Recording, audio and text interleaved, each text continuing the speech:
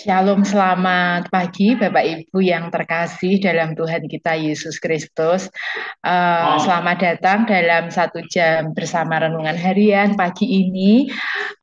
Bersama kita Pak Samuel Yudi, penulis hari ini akan berbagi untuk kita semua dan acara akan dipandu oleh Pak Sony MC yang setia untuk memandu SJBR. Terima kasih sebelumnya Bapak Ibu dan layar saya serahkan ke Pak Sony. Selamat menikmati kebersamaan kita. Tuhan memberkati. Ya, terima kasih Bu Tati. Ya, salam, selamat pagi Bapak Ibu, apa kabar? Saya kena percaya semua dalam keadaan baik-baik dan penuh dengan sukacita. Kita kembali bersama-sama dalam acara 1 jam bersama renungan harian. 1 jam ke depan kita akan bersama-sama menikmati akan kasih Allah melalui persekutuan kita bersama, dimanapun Anda berada, baik di dalam, baik di luar, baik juga di seluruh Anda berada saat ini. Sungguh-sungguh pagi hari ini pagi yang indah kita boleh bersama-sama kembali berjumpa. Oleh sebab itu, mari siapkan hati kita untuk kita bersama-sama dalam acara ini. Biarlah penyertaan Tuhan dalam kehidupan kita dalam acara ini senantiasa mengalir dan sungguh kita diberkati sepanjang hari ini. Mari kita akan berdoa bersama-sama pagi hari ini. Tuhan, kami sungguh bersyukur buat pagi hari ini. Terima kasih buat anugerah Tuhan. Jika kami pagi hari ini boleh bersama-sama bertemu dalam daring Tuhan, dalam acara 1 jam bersama renungan harian Tuhan. Semua ini karena anugerah-Mu Tuhan. Terima kasih kami boleh bersama-sama Tuhan pagi hari ini Tuhan. Kiranya Kau sertai acara ini Tuhan dari awal, pertengahan, hingga akhir dalam tangan-Mu Tuhan. Kami juga serahkan secara khusus Pak Yudi yang akan menyampaikannya Tuhan. Biarlah Tuhan Kau urapi beliau Tuhan. Sehingga apa yang disampaikan Tuhan pagi hari ini sungguh-sungguh berkati kami semua Tuhan. Kami serahkan juga setiap peralatan yang pakai, baik handphone, laptop, sinyal, wifi, juga listrik Tuhan. Semua dalam kendali-Mu Tuhan. Dan kami rindu pagi hari ini, sungguh-sungguh kami menyenangkan hati-Mu Tuhan. Dan pagi hari ini juga kami mendapatkan sesuatu dari Engkau Tuhan. Biarlah setiap seri yang ada Tuhan, sungguh boleh menguatkan kami satu dengan lainnya Tuhan. Terima kasih Bapa, kami serahkan acara ini di dalam nama Tuhan Yesus dan berdoa. Amin. Mari Bapak Ibu kita siapkan hati kita angkat pujian pagi hari ini. Ku persembahkan hidupku. Tidak mulai pujian ini menjadi kekuatan bagi kita, bahkan menjadi doa kita pagi hari kepada Tuhan. Kita akan pujian ini. Ku persembahkan hidupku.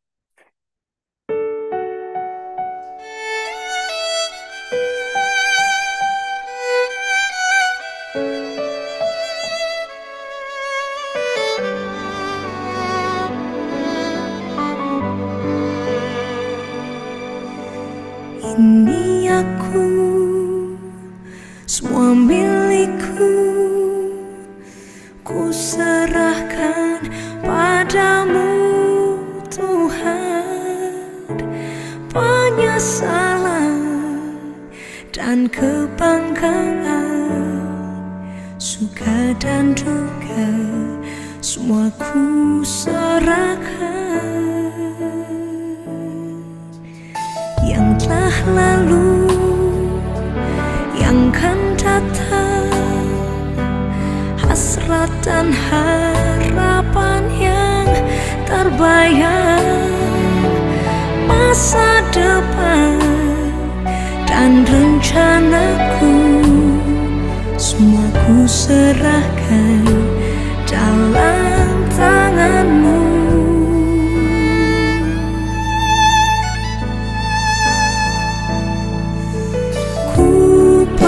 Persembahkan hidupku kepadamu Tuhan, untuk kemuliaan-Mu ku berikan hidup ini sebagai persembahan yang berkenan padamu.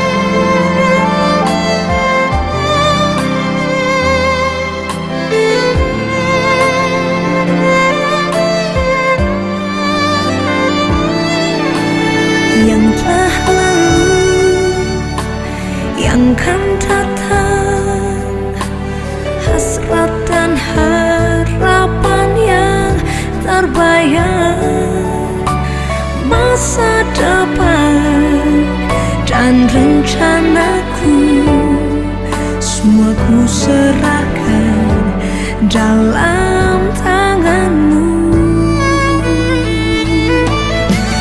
Ku persembahkan hidupku kepadamu Tuhan, untuk kemuliaan-Mu. Ku berikan hidup ini sebagai persembahan yang berkenan padamu. Oh, ku persembahkan hidupku kepadamu Tuhan, untuk kemuliaan-Mu. Ku berikan hidup ini sebagai persembahan yang berkenan padamu. Ku berikan hidupku kepadamu Tuhanku.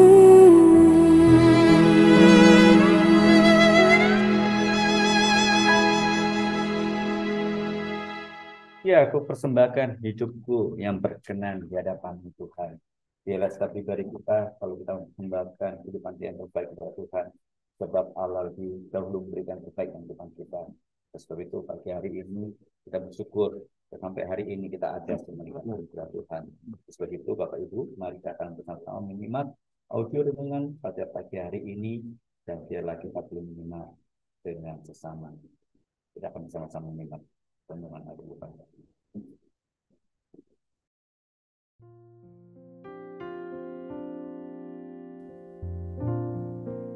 Bagian firman Tuhan yang akan kita baca hari ini adalah dari Amos pasal 5 ayat 21 sampai 27. Saya akan membacakan sebagian daripadanya.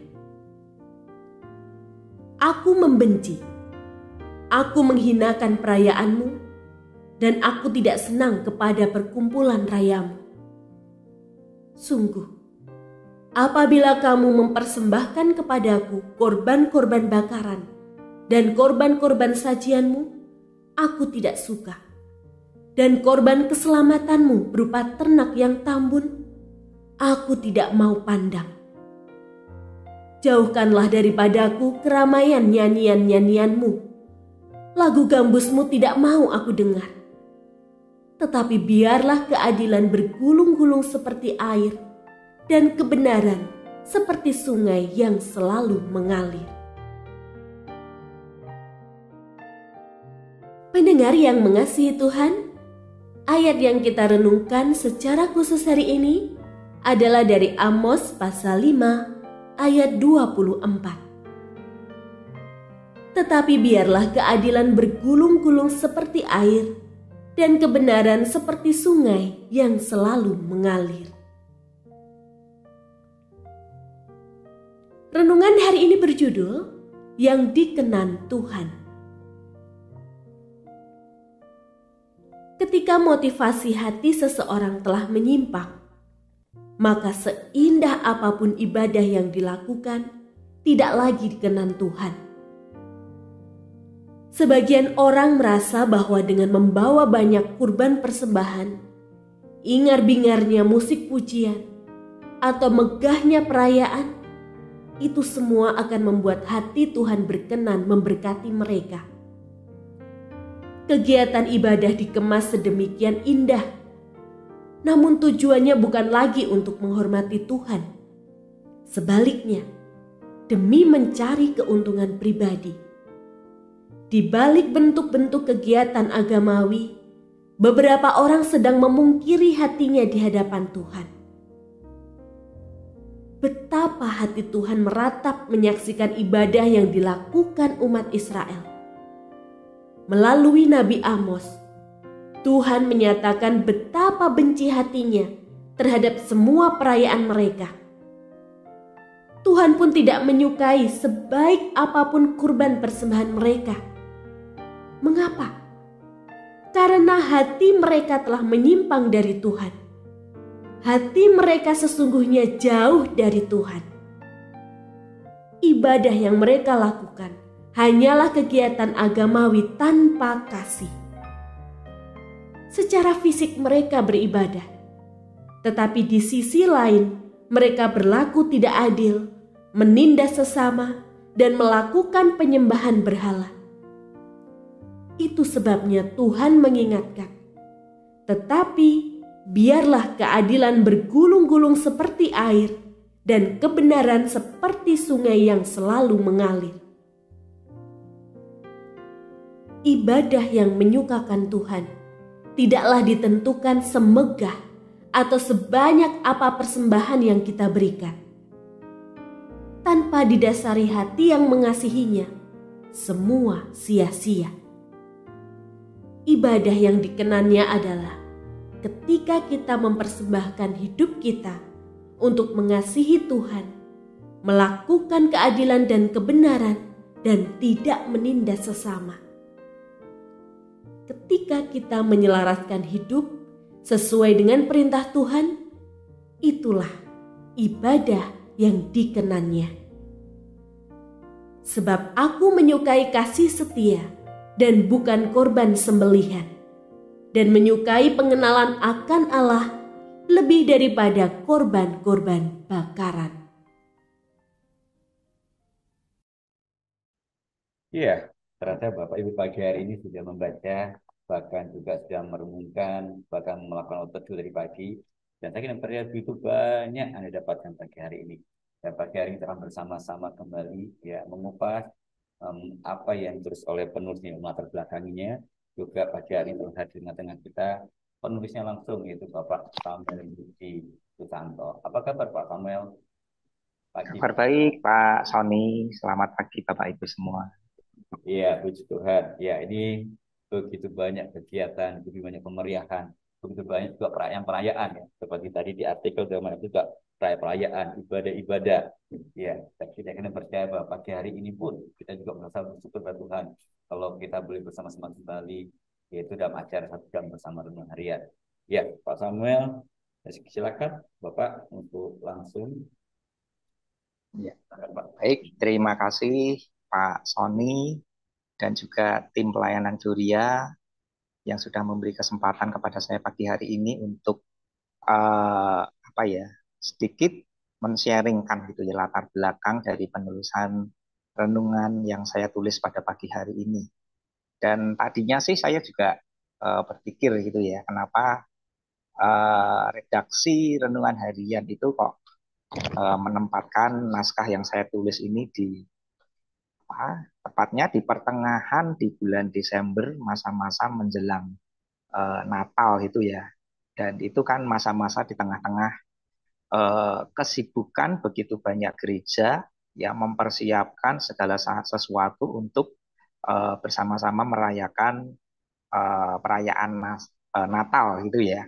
Dan mungkin mengingat atau menganggap bahwa perayaan Natal itu adalah sesuatu yang dianggap begitu sakral gitu ya. Terus tidak sedikit gereja itu yang bahkan mempersiapkan itu sudah 2 atau 3 bulan sebelumnya gitu ya. Sudah memikirkan, wah besok acara Natal ini akan saya buat, saya kemas seperti apa. Dan yang kita ketahui bersama-sama pastilah ketika perayaan Natal itu disusun atau dibuat atau direncanakan, itu kan tentunya gimana itu dibuat supaya bisa semeriah mungkin dan bisa menjadi berkat buat jemaat gitu ya. Makanya mereka sibuk ya memikirkan acaranya apa, kemudian konsumsinya seperti apa, kemudian hadiah-hadiah yang akan dibagikan sebagai kenang-kenangan itu seperti apa. Nah, jadi itu yang tadi juga sempat disinggung sedikit oleh Pak Sony ya. Saya juga tadi sempat merenungkan juga ya, dan saya meyakini bahwa redaksi RH itu tidak secara kebetulan ya menempatkan naskah hari ini, dan saya pikir ini naskah yang dilatar belakangi satu firman Tuhan yang begitu keras itu ya, teguran yang begitu keras terhadap suatu umat di mana mereka itu sangat tekun, sangat teliti dan mempersiapkan begitu rupa perayaan-perayaan ibadahnya gitu ya. Nah, baik Bapak Ibu Saudara, tanpa panjang lebar, saya ingin menjelaskan sedikit latar belakang dari penulisan kitab Amos, terutama di pasal kelima, seperti yang menjadi firman Tuhan, bacaan firman Tuhan pada hari ini, gitu ya.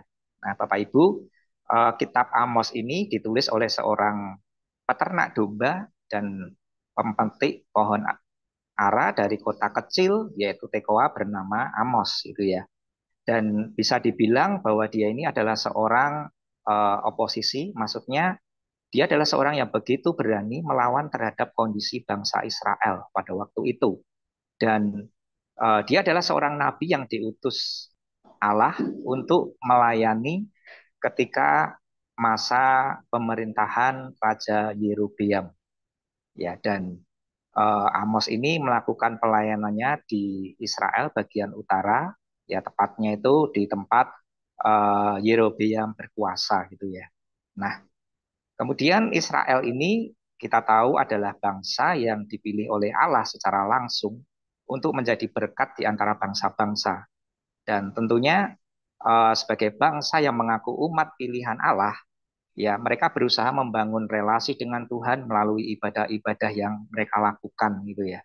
Dan ibadah seharusnya menjadi sesuatu yang menyenangkan Tuhan dan memuliakan namanya, sehingga nama Tuhan itu dapat dikenal di antara bangsa-bangsa di sekitar mereka. Nah, jadi tujuan ya Tuhan memanggil umat Israel itu sesungguhnya demikian gitu ya, bahwa ketika mereka mengerjakan satu ibadah dengan tujuan untuk memuliakan Tuhan, itu tujuannya adalah supaya bangsa-bangsa lain yang tidak mengenal Tuhan itu akan ikut diberkati dan ikut mengenal dan percaya kepada Tuhan. Nah, tetapi ya apa yang terjadi?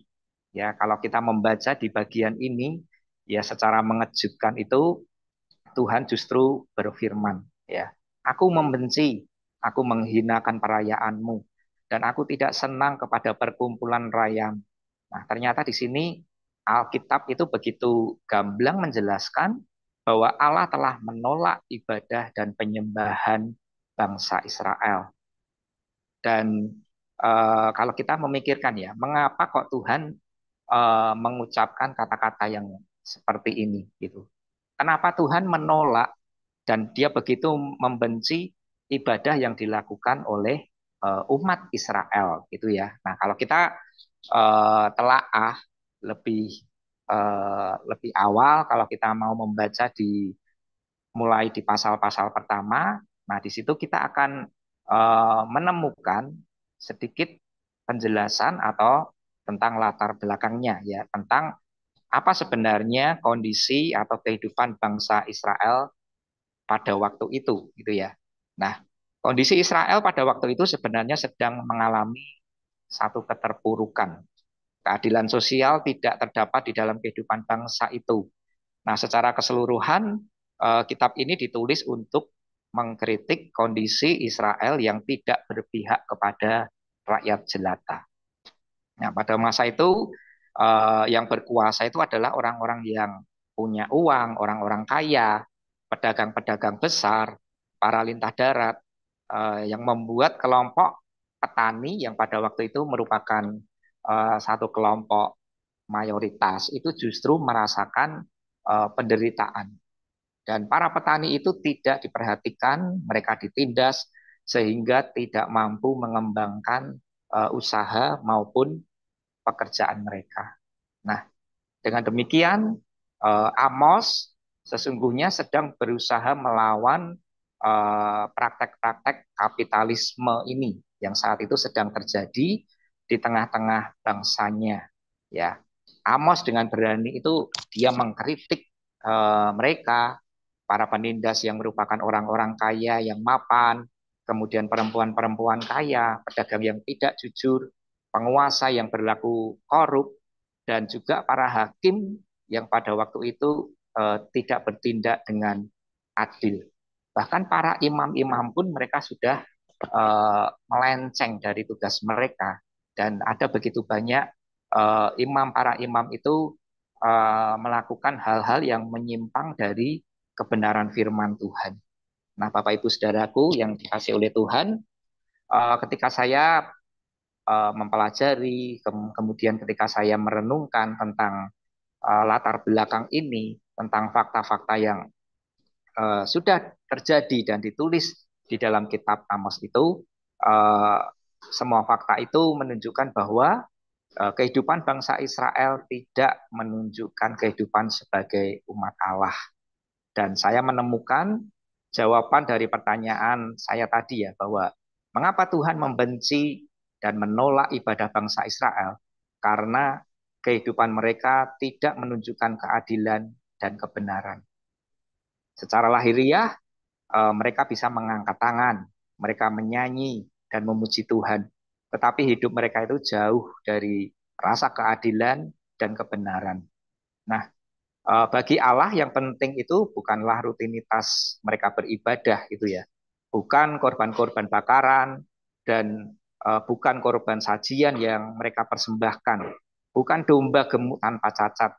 Bukan nyanyian dan tarian kegembiraan sebagai ungkapan penyembahan kepada Tuhan sebagai kaliknya, ya, bukan ya. Tetapi Allah berkata, jauhkanlah semuanya itu. Nah, maksudnya di sini bukan berarti bahwa Tuhan itu melarang bentuk-bentuk korban atau nyanyian atau tarian, ya.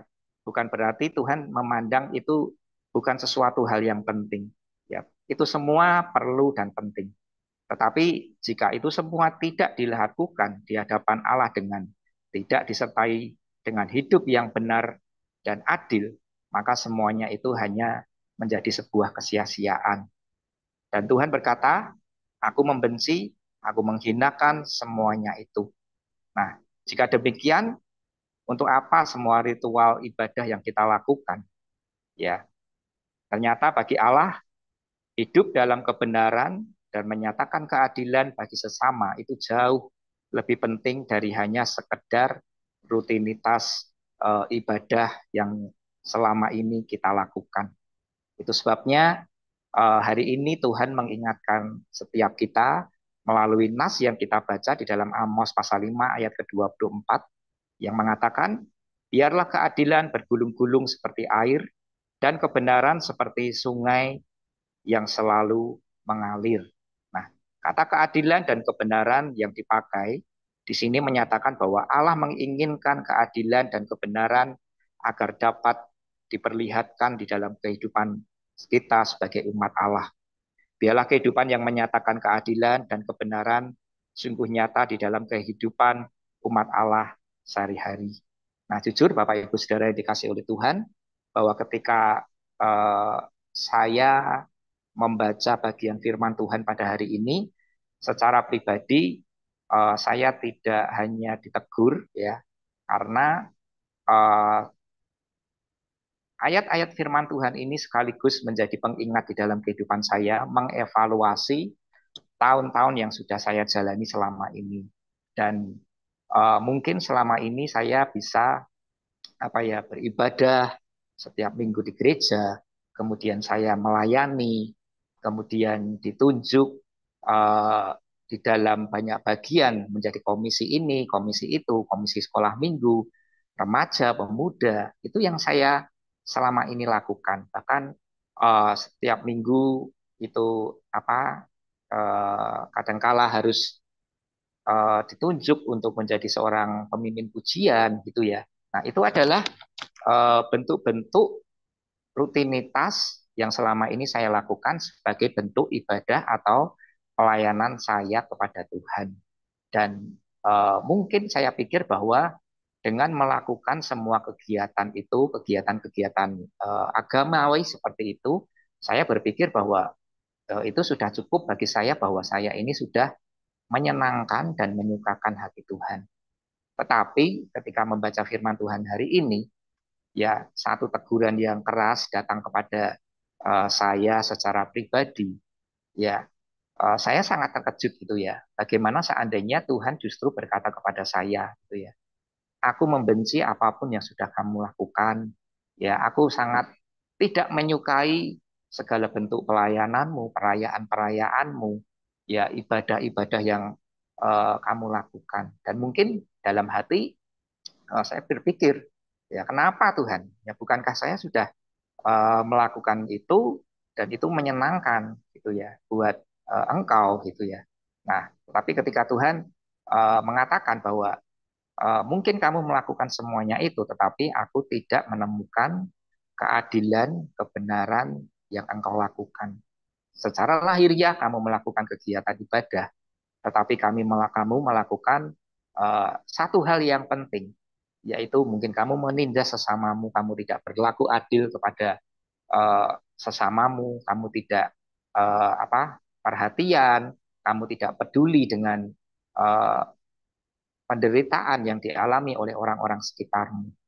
Nah, Bapak Ibu Saudara, tentu apa yang saya alami, yang saya rasakan ini sebuah teguran yang begitu keras, itu tidak hanya berlaku pada saya, tetapi eh, tentu juga membuat kita mari mengevaluasi di dalam perjalanan hidup kita, di dalam kita mengiring dan melayani Tuhan. Nah, kita merenungkan, benarkah firman Tuhan itu menegur kehidupan kita masing-masing pada hari ini gitu ya. Dan saya yakin bahwa kalau teguran ini disampaikan itu adalah sebagai bentuk bagaimana Tuhan sebagai Bapa itu sungguh sangat menyayangi kita. Dia sangat mengasihi gerejanya gitu ya. Dan dia sangat merindukan bahwa setiap umat Tuhan itu boleh hidup berkenan dan seturut dengan kehendaknya.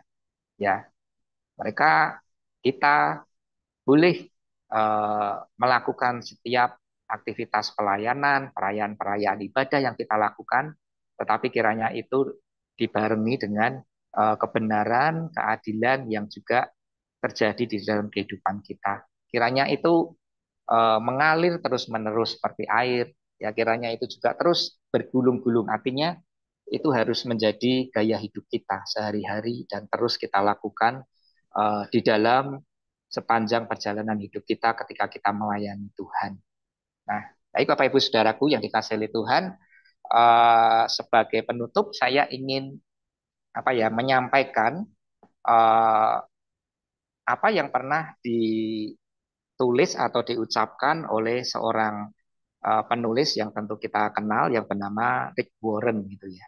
Dan dia pernah berkata demikian, bahwa penyembahan bukanlah sekedar musik atau ritual yang kita lakukan di gereja, tetapi penyembahan adalah sebuah gaya hidup. Penyembahan yang sebenarnya adalah seluruh kehidupan kita yang kita berikan bagi Allah. Tuhan tidak hanya melihat penyembahan kita secara fenomenal atau yang kelihatan saja, tetapi melihat seluruh kehidupan kita. Apakah hidup kita sebenarnya menunjukkan kehidupan yang benar dan berkenan di hadapan Allah? Dan sudahkah kita memperhatikan keadilan dan kebenaran di dalam kehidupan kita? Ya, amin. Tuhan Yesus memberkati kita semuanya. Terima kasih Pak Sony, terima kasih Bapak Ibu. Kiranya ini boleh menjadi berkat buat kita semuanya. Ya, terima kasih Pak Yudi. Ya, pagi hari ini satu yang indah. Di penghujung tahun ini kita boleh bersama-sama mendapatkan satu pertemuan indah ya, yang dengan tema yang menarik itu yang dikenan Tuhan ya. Dan kita tadi sudah mendengar bersama langsung dari penulis ya, semua yang melatar belakang tulisan beliau bahwa penyembahan itu merupakan gaya hidup kita kepada Tuhan ya. Ternyata di saat kita melakukan apapun semua itu baik ya, tapi yang paling terbaik di saat hati kita sungguh-sungguh di hadapan Tuhan dan sungguh-sungguh tertuju pada Tuhan. Dan teguran demi teguran yang kita hadapi itu ternyata Tuhan itu sangat mengasihi kita. Itu bentuk kasih Tuhan yang di depan kita. Kalau orang dikasihi, pasti dia tidak akan pernah dibiarkan. Pasti selalu Tuhan menyertai kita, bahkan Tuhan menegur kita bahwa kita ini benar-benar anak kesayangan Tuhan, anak sayangannya. Oke, sebab itu pagi hari ini ya kita sudah bersama-sama mendengarkan dari penulisnya langsung itu Bapak Samuel Yudi Santo yang pagi hari ini sungguh-sungguh memberikan pencerahan buat kita semuanya. Ya, sebab itu mari Bapak Ibu kita saatnya kita akan berbagi apakah pagi hari ini Anda mendapat sesuatu dari perenungan Anda dari pagi juga diperkuat pagi ini oleh penulisnya langsung melalui bacaan kita di dalam Amos 5 ayat 21 sampai 27 dengan pagi hari ini kami persilahkan Bapak Ibu untuk boleh bersama-sama berbagi. Silakan Bapak Ibu. Kami beri kesempatan Bapak Ibu untuk pagi hari ini boleh bersama-sama kita berbagi. Anda boleh resen, Anda juga boleh mungkin angkat tangan, ya, sehingga biarlah apa yang Anda sharingkan pagi hari ini sungguh-sungguh memberkati kita semua yang pagi hari ini hadir dalam acara 1 jam bersama renungan harian. Ya, kami beri kesempatan untuk Bapak Ibu boleh ambil bagian pagi hari ini. Silakan. Ya, ini dari berbagai daerah, ada dari dalam, dari luar negeri, juga ada dari Pulau Jawa, Kalimantan, Sulawesi, Sumatera. Ya, mungkin Anda bisa berbagi pagi hari ini. Mari berikan kesempatan meluangkan waktu yang indah ini. Ya, silakan Bapak Ibu. Ya, ya, silakan. Mungkin dari Kalimantan, silakan. Ya, sini ada Pak Paul. Selamat pagi Pak Paul. Ingin berbagi. Silakan Pak. Ya. Ya. Pagi Pak Paul. Ya, silakan Pak. Ya, saya renungan tadi pagi juga dan setelah mendengar juga, saya rasa ini memang kasih Tuhan untuk mengingatkan kita, ya, supaya betul-betul hidup kita dan apa yang kita lakukan itu berkenan kepada Tuhan. Ya, memang bisa saja lalai, tapi ini untuk mengingatkan. Jadi saya berterima kasih kepada Pak Yudi yang telah Tuhan pakai untuk mengingatkan kami supaya apapun khususnya Natal ini kan kita buat banyak kegiatan ini itu, takutnya kita hilaf di situ sehingga semua jadi sia-sia. Terima kasih Pak, Tuhan Yesus memberkati. Ya, terima kasih Pak Paul buat sharingnya yang begitu indah pagi hari ini. Ya, kami berikan kesempatan yang lainnya. Mari Bapak Ibu. Ya, di sini juga ada Ibu Endang Lestari. Ya, sudah lama sekali tidak kelihatannya. Silakan Bu Endang Lestari. Yang berbagi Bu.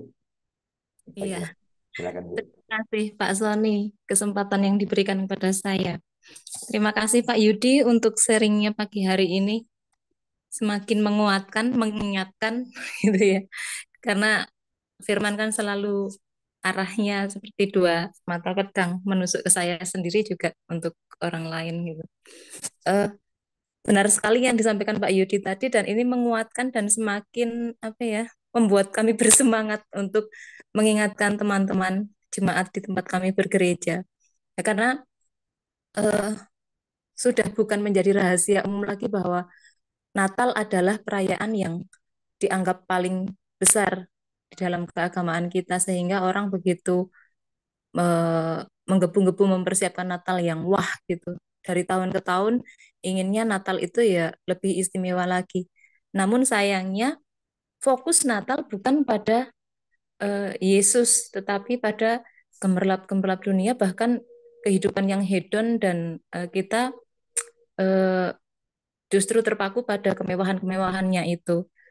Sementara eh, keimanan kita dari segi keimanan kita kurang memahami bahwa kelahiran Yesus itu yang saat ini kita rayakan bukan lagi sekedar Yesus yang lahir di kandang seperti yang peristiwa 2000 tahun yang lalu gitu. Yang lebih harus dipahami lagi bahwa saat ini Yesus ya sudah hadir, sudah lahir di hati kita sehingga setiap kita yang menjadi jemaat Tuhan seharusnya memiliki hidup seperti Kristus karena katanya Kristus ada di dalamku dan aku di dalam Kristus gitu. Artinya bahwa merayakan Natal kita harus mengingat kembali bahwa oh aku ini harus seperti Kristus, prinsip hidupku juga harus seperti Kristus.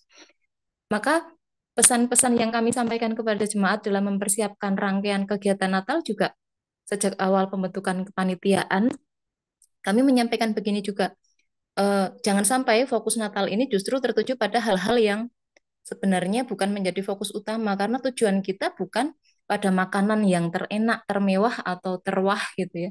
Atau pada seperti yang disampaikan Pak Yudi tadi fokus-fokus pada tari-tarian yang ditampilkan, pada puji-pujian kita atau apa-apa tapi motivasi dalam diri kita tuh apa? Apakah ada kasih di dalam hati kita? Apakah kita memiliki kehidupan kepedulian seperti yang diharapkan oleh kehadiran Kristus di dunia gitu? Kalau kita sekarang sudah lahir, hati kita ini sudah ada Kristus, otomatis kan fokus kita justru pada kasih, pengampunan, kebersamaan, kepedulian terhadap sesama. Tetapi bagaimana ketika di dalam kepanitiaan, justru yang terjadi adalah eh, keributan-keributan kecil yang sebenarnya tidak perlu dipermasalahkan. Hal-hal sepele, maaf, mungkin tidak sepele bagi sebagian orang, tapi sebenarnya kalau dibandingkan dengan fokus utama kekristenan bahwa hidup seperti yang dikehendaki Kristus itu kan hal makanan jasmani bisa dikatakan itu hal-hal yang bisa dikatakan sepele gitu ya. Bahkan ketika kita mempersiapkan konsumsi saja keributan itu terjadi. Bukan ada kasih yang saling mendukung, saling memperbincangkan dengan damai, tetapi malah memecah belah gitu di antara jemaat. Yang satu mengusulkan baiknya nasi, yang satu baiknya roti. Oke, ketika sudah ada keputusan roti atau nasi, lantas tidak sampai di situ masih jadi masalah lagi. Roti, kalau roti kita mau pesan di mana? Oh, mau pesan di Jasmine di bakery apa gitu. Itu masih jadi masalah lagi. Hal-hal yang seperti itu gitu ya. Padahal apakah Natal itu memecah belah kita seperti itu? Fokus kita tuh apa gitu? Kita malah tidak menghadirkan Tuhan. Kalau katanya kita mau merayakan hari lahirnya Tuhan, justru kita lupa membawa Yesus. Kita lupa mengundang Yesus yang hadir di dalam hati kita masing-masing. Makanya ya sejak awal itu yang kami sampaikan. Dan terima kasih sekali Pak Yudi, juga tim Gloria yang sudah menempatkan renungan ini di hari ini. Saya semakin kami merasa apa ya, menguatkan bahwa ya memang benar seperti ini. Kadang kita sok-sok beribadah gitu, padahal ternyata itu tidak berkenan kepada Tuhan karena motivasi kita yang keliru, bukan untuk kemuliaan Tuhan, tetapi malah kita mau cari kemuliaan diri, kita mau cari nama buat diri sendiri. Seperti itu. Mungkin itu saja dari saya, Pak Sony. Terima kasih sekali, Pak Yudi. Terima kasih, Bapak Ibu semua. Tuhan Ya, memberkati. terima kasih Bu Endang buat sharingnya ya, yang pagi hari ini juga memberkati kita semuanya dalam hal persiapan Natal dan sebagainya. Ya di sini tengah-tengah ini juga ada Pak Pendeta Michael ya, dan kesibukan beliau di mana tadi kita lihat bahwa Natal itu hadirnya kasih dan kepedulian. Nah itu yang sudah dilakukan oleh Pak Pendeta Michael Kasunso. Silakan Pak Michael Kasunso berbagi pagi hari ini. Silakan Pak Pendeta Michael Kasunso. Oke, Ya. puji Tuhan, terima kasih Pak Sony kesempatan. Ya, renungan harian hari ini luar biasa. Memang dari apa yang disampaikan pagi ini, terima kasih Bapak Pendeta Yudi. Hatinya Tuhan itu benar-benar fokus pada tingkah laku ya, keadilan dan kebenaran. Tadi pagi juga saya renungkan, Tuhan, apakah perayaan ya, seremonial yang kita udah lakukan ternyata itu tidak akan berkenan kalau penyembahan kita yang sebenarnya intinya itu kehidupan kita. Ya, keadilan yang bergulung-gulung itu saya renungkan, Tuhan, mesti kita secara detail berulang-ulang hidup kita harus adil ya. Dan saya sangat bersyukur anugerah Tuhan ya, saya bisa dapat kebenaran ini, dan itu memang kita harus berjuang untuk mempraktekkan ya.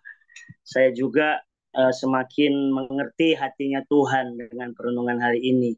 Jadi bukan berarti liturgi ibadah itu tidak penting, itu baik ya. Tapi renungan hari ini mengingatkan Tuhan, hatinya Tuhan lebih fokus pada keadilan dan kebenaran tingkah laku kita sehari-hari. Itu yang saya dapat perenungan hari ini. Terima kasih renungan harian setiap pagi membuat saya lebih mengenal isi hatinya Tuhan. Terima kasih Pak Sony, itu saja. Ya, terima kasih Pak Pendeta Michael Kasunso dari Manado. Terima kasih buat sharingnya dan memberkati kita semua pagi hari ini. Ya, kita langsung Bapak Ibu saya melihat di layar ini ada juga langsung dari Bogor ya. Pak Lukas Budiman, ingin berbagi Pak Lukas? Selamat pagi Pak Lukas. Silakan Pak, berbagi Pak pagi hari ini Pak, menurut kita pagi hari ini. Ya, yang saya mau bagikan adalah gini, saya belakangan ini sering memperhatikan terutama di gereja gitu ya. Coba saya nggak tahu di antara kalian memperhatikan nggak, anggaran terbesar itu biaya untuk Natal itu apa? Rata-rata konsumsi sama souvenir gitu. Nah, saya nggak tahu bagaimana cara merubah tradisi ini. Katanya kalau Yesus datang di dalam kesederhanaan gitu. Tapi kita justru banyak menganggarkan biaya-biaya yang istilahnya konsumtif gitu. Nah, saya nggak tahu salahnya di mana, siapa yang salah, dan siapa yang memulai, saya juga nggak tahu nih. Karena memang sudah dilihat tradisi ini sudah turun-menurun dari tahun ke tahun gitu ya. Kalau ya ini sebagai refleksi aja gitu. Apakah kita mau kembali lagi kepada kesederhanaan atau bagaimana gitu. Karena untuk merubah suatu tradisi yang seperti begini itu rasanya sulit gitu. Kita bisa berantem dengan orang banyak gitu. Ya, refleksi saya sih cuma ini aja, bagaimana Natal yang seperti yang dikisahkan bahwa di dalam kehadiran Yesus itu dalam segala kesederhanaan, tapi justru saat-saat ini kita merayakannya dengan ya artinya lebih banyak kepada hal-hal yang konsumtif. Itu aja sih yang saya bisa bagikan. Ya. Ya, terima kasih Pak Lukas Budiman dari Bogor yang sudah memberikan pagi hari ini kepada kita. Ya, di sini ada tombol raise, silakan Pak Pendeta Tanto atau Bu Lilis, silakan. Ya, terima kasih. Selamat pagi Bapak Ibu semua. Memang ya, mungkin mengagetkan. Kenapa kok di bulan Desember sudah dekat perayaan Natal kok pembahasannya seperti ini gitu ya. Tapi itu bukan kebetulan. Memang kita selama 1 tahun di dalam tahun 2023 sudah mendapatkan satu tema bagaimana ketaatan kepada Tuhan itu jauh lebih penting. Ya, kalau kita mengikuti seluruh rangkaian di dalam RH kita, ada satu rangkaian di sana gitu ya. Dan kita sekarang ini adalah memasuki masa Advent ya. Advent minggu ketiga. Coba kita bayangkan gitu ya. Masa Advent adalah masa kita menantikan kedatangan Tuhan. Kedatangan Tuhan itu kayaknya kan waktu itu jauh dari imajinasi semua orang. Ya. Dia datang kalau orang menganggap ya pasti di istana atau di tempat-tempat yang bagus dengan penuh keagungan ya. Ternyata bukan seperti yang diimajinasikan. Dan kalau kita merayakan Natal, sebetulnya kita mau apa? Kita mau selamat ulang tahun Tuhan Yesus ya. Nggak salah karena itu sebagai tanda cinta kita. Tetapi di dalam kita mau menyambut ulang tahun Tuhan Yesus itu apa sebetulnya yang Tuhan mau. Nah, supaya enggak setelah kita berjerih lelah, kita melakukan segala sesuatu bukan cuma Natal, tetapi sepanjang di dalam pelayanan kita, supaya tidak salah, karena ternyata Tuhan itu enggak bisa dibohongi, Tuhan itu enggak bisa nggak bisa disogok ya. Dengan kita nyanyi-nyanyian yang bagus, kita membuat perayaan yang sedemikian indah, kita seperti tadi ya, berlomba-lomba untuk menyiapkan konsumsi yang sedemikian bagusnya, ternyata bukan itu yang Tuhan kehendaki. Tuhan menghendaki seperti tadi sudah disampaikan ya. Dan satu-satunya yang Tuhan mau adalah kita mencari Dia. Benar-benar hati kita, benar-benar motivasi kita. Walaupun tidak salah kita membuat perayaan yang bagus, kita mempersiapkan segala sesuatunya sebagus mungkin, Tetapi apa yang mendasari itu adalah ternyata kedatangan Tuhan memang Dia mau supaya bukan cuma kita kelihatan dari luar, tetapi intinya adalah bagaimana kita sebagai seorang pengikut Tuhan, seorang murid Tuhan, kita betul-betul hidup kita yang dari hati kita yang terdalam, hidup kita itu yang memancarkan kehendak Tuhan dan sesuai dengan kehendak Tuhan. Mungkin Pak Santo mau nambahin? Ya, tadi kan ada pertanyaan dari Pak Lukas Bogor ya. Itu dulu Pak Lukas bergereja di mana saya jadi pendeta di situ. Gereja Beritakan Injil Bogor itu ya kira-kira mungkin cuma 200-300 meter dari Istana Bogor itu. Betul-betul tempatnya begitu strategis. Ya. Pertanyaannya adalah, ya siapa yang salah ya? Bertahun-tahun Natal itu memang acaranya itu memang anggarannya itu makan. Begitu itu paling besar. Dekorasinya gitu, acara-acaranya ya perayaan-perayaan gitu ya. Gimana cara mengevaluasi dan mengubah? Sebetulnya gampang ya. Gampang untuk dikatakan, tapi kita harus berani membuat terobosan. Kalau aku boleh usul ini, dulu aku pendeta di situ kan, Pak Lukas sekarang majelis gereja kayaknya ya.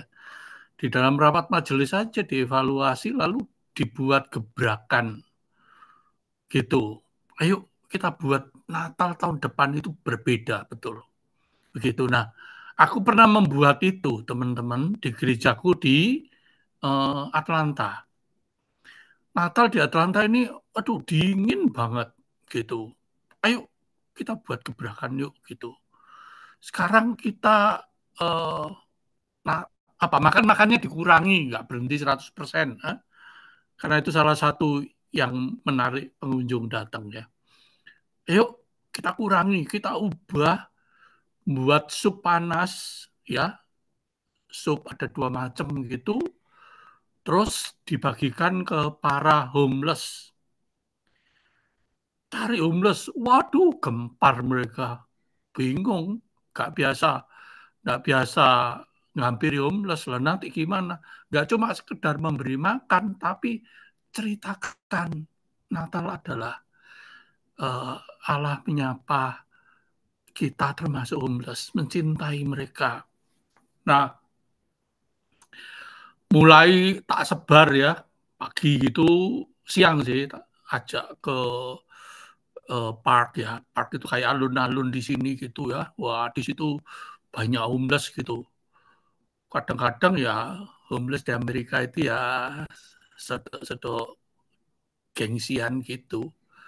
Kalau dikasih sup panas sudah dipakai kontainer bagus-bagus gitu, sama dilihat begini, kalau dia tidak menarik itu dibuang gitu aja.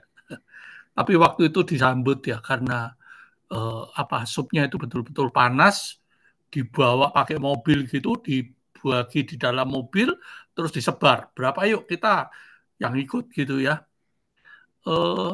Nah, ada satu kesaksian ya, kita itu sampai masuk ke daerah-daerah di kolong jembatan gitu, di daerah yang ya gimana ya itu waktu itu kita itu kaget kok ada semacam selimut tebel gitu. Kalau di sini kan orang tuh selimutnya tebel ya.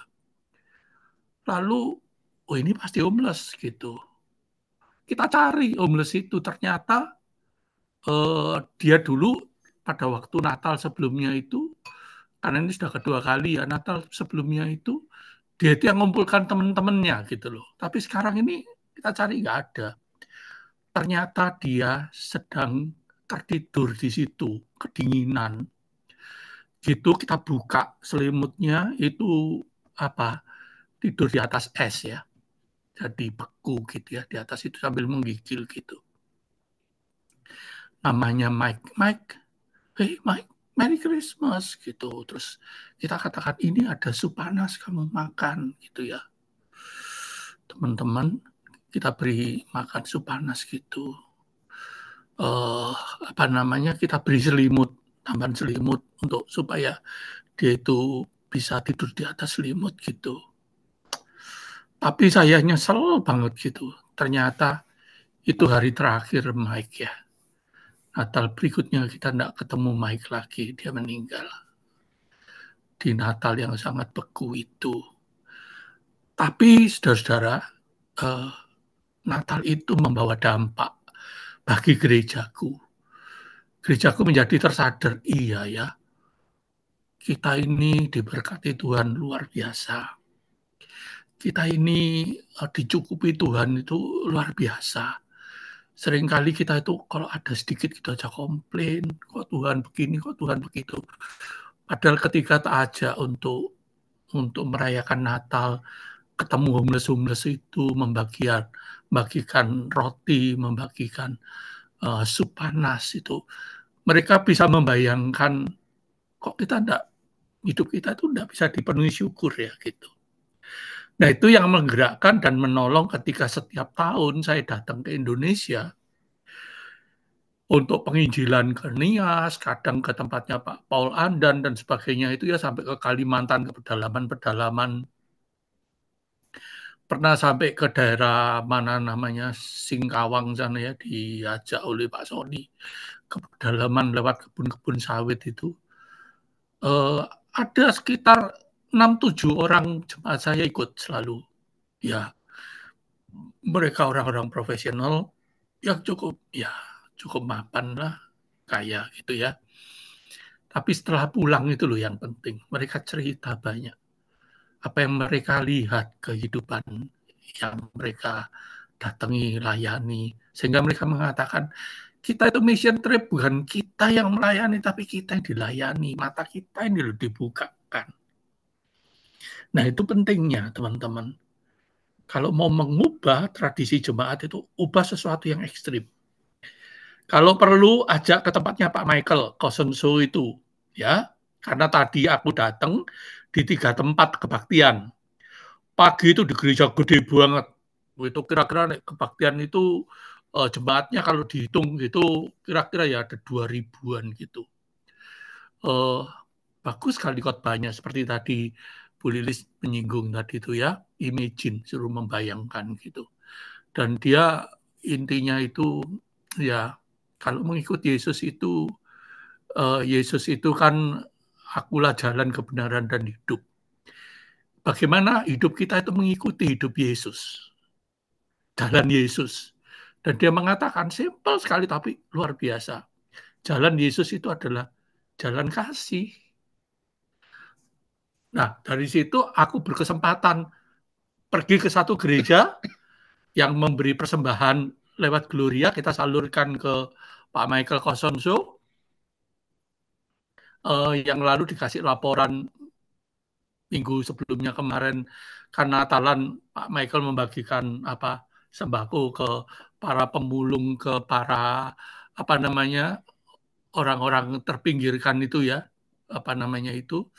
kaum marginal, terus datang ke penjara-penjara dan sebagainya gitu ya. Nah, saya kirimkan itunya, fotonya itu. Tadi ditayangkan di sana. Aduh, saya gembira banget ditayangkannya. Jemaat itu memperhatikan, lihat gitu ya. Ada tayangan video. Lalu dia itu membagikan 3 tempat. Satu ke Jawa Barat, satu lagi ke Filipina. Filipina itu mendukung misionari yang pelayanannya juga di antara para pemulung yang ada di Manila. Satu keluarga itu pergi dari mana ya, Amerika kalau tidak salah, itu untuk menginjili para pemulung yang ada di kota Manila itu. Tadi ditayangkan gambarnya juga gitu ya. Nah, belum selesai karena setelah ibadah mereka itu ada pesta ya, makan-makan gitu. Karena memang makan itu sudah tradisi di mana-mana, apalagi gereja Indonesia ya. Mereka itu makan-makan, aku pokoknya begitu selesai ibadah langsung lari ke gereja satunya. Ya, di gereja Indonesia satunya juga itu kebalik, dia makan-makan dulu, setelah itu baru ibadah. Aku datang di ibadahnya begitu. Karena lama sekali aku sudah ke gereja di situ ya. Waduh, aku yang nggak enak banget. Aku sudah sembunyi-sembunyi gitu. Ternyata ya kelihatan gitu ya. Pas khotbah gitu, kita sudah sembunyi-sembunyi gitu. Ada yang lihat gitu, satu dua memberitahu. Aku rasa wah ini kayak selebriti nih nanti. Semua orang kasih selamat gini, kangen gini-gini. Terus aku bilang, begitu selesai ibadahnya mau ada pertunjukan, aku coba cepat pulang. Aku bilang, aku ada acara karena di Jogja aku mesti hadir secara Zoom. Untung aku ya enggak bohong, memang betul ada acara ya. Makanya begitu aku nyampe di sini langsung buka laptop. Tuhan, terima kasih hari ini aku bisa datang ketiga waktu ibadah sekaligus aku mewujudkan khotbah Natal yang berseri di gereja. Aku ikut itu gereja bule gitu ya. Bagaimana Natal itu harus mengikuti jalan kasih Yesus. Jalan kasih Yesus itu adalah rekonsiliasi antara manusia dengan Allah. Dan kalau kita mengikuti jalan Yesus, kita juga harus rekonsiliasi terhadap sesama manusia. Ini pergumulanku paling berat. Susah aku rekonsiliasi dengan orang itu. Di situ aku nggak mau. Tapi tadi bisa begitu datang ke situ, ke gereja di mana aku sendiri rasanya enggak, aku nggak mau datang. Tadi datang gitu rasanya lega juga karena datang setelah selesai makan-makan aku baru datang waktu ibadah, selesai ibadah tinggal pertunjukan, aku harus lari pulang untuk mengikuti 1 jam bersama renungan harian. Sehingga hari ini aku melihat, Tuhan aku terima kasih ibadahku hari ini bukan karena perayaan yang makan-makan, tapi aku mewujudkan bagaimana ibadah itu mentaati Tuhan dengan aku merekonsiliasikan diriku sendiri. Mau mentaati walaupun aku susah sekali untuk bisa mengampuni orang yang pernah mengkhianati aku. Ya, terima kasih teman-teman. Ya, terima kasih Pak Pentas Sutanto juga Bu Lilis sebagai pamsat renungan harian, dan sangat indah sekali ya di ujung tahun, bahkan di ujung acara 1 jam bersama renungan harian di tahun 2023 ini begitu banyak hal yang bisa dibagikan, bahkan menjadi berkat buat kita semuanya pagi hari ini. Ya, pagi Pak Sambaludi. Ya, pagi menarik nih Pak, menarik sekali apa yang Anda tuliskan pagi hari ini juga menjadi bahan refleksi kita semuanya di ujung tahun ini. Ya, gimana Pak Sambaludi?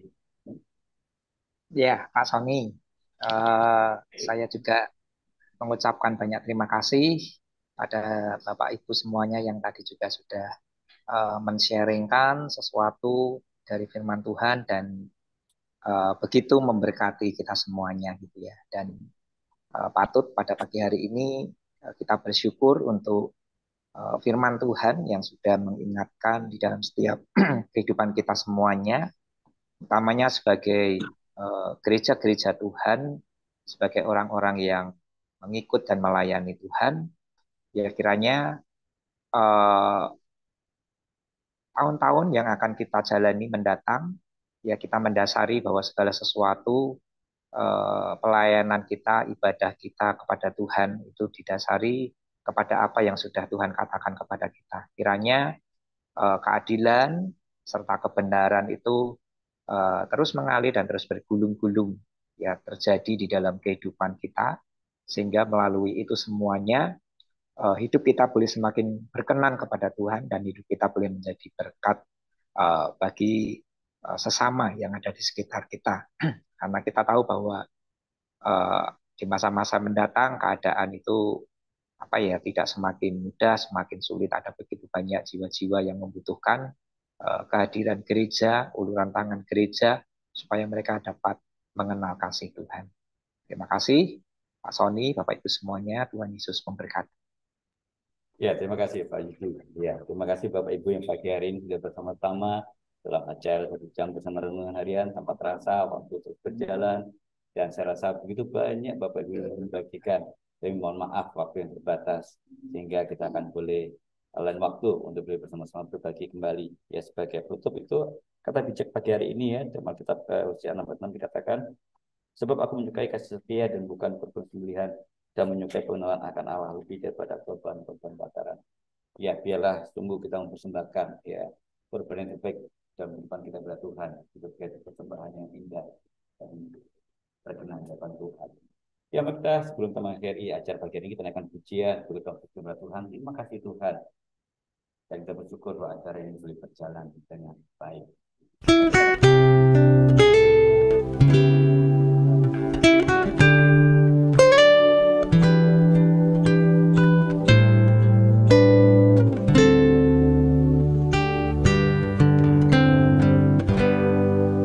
Terima kasih Tuhan untuk kasih setiamu yang ku alami dalam hidupku. Terima kasih Yesus untuk kebaikanmu sepanjang hidupku. Terima kasih Tuhan untuk kasih setiamu yang ku alami dalam hidupku. Terima kasih Yesus untuk kebaikanmu sepanjang hidupku. Terima kasih Yesusku buat anugerah yang kau beri, sebab hari ini Tuhan adakan syukur bagimu.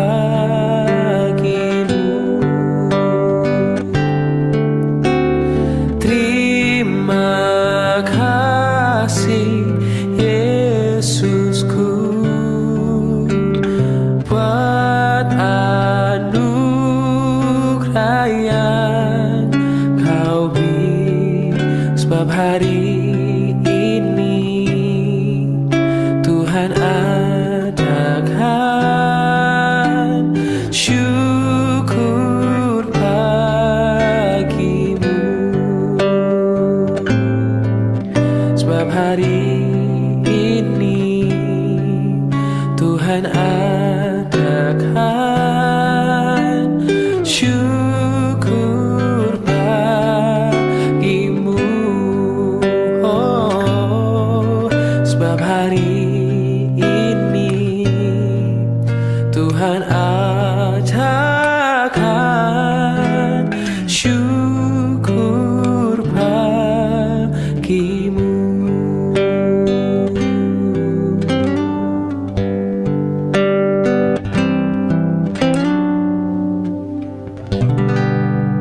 Ya, syukur kepada Tuhan buat acara SPBR sudah berakhir Bapak Ibu. Terima kasih buat Pak Samuel Yudi yang pagi hari ini sudah menjadi berkat. Biar kiranya Tuhan memberkati terus berkarya dalam Tuhan. Terima kasih Pak Samuel. Terima kasih Pak Sony. Terima kasih Bapak Ibu. Sekali lagi Tuhan Yesus memberkati kita semuanya. Salam.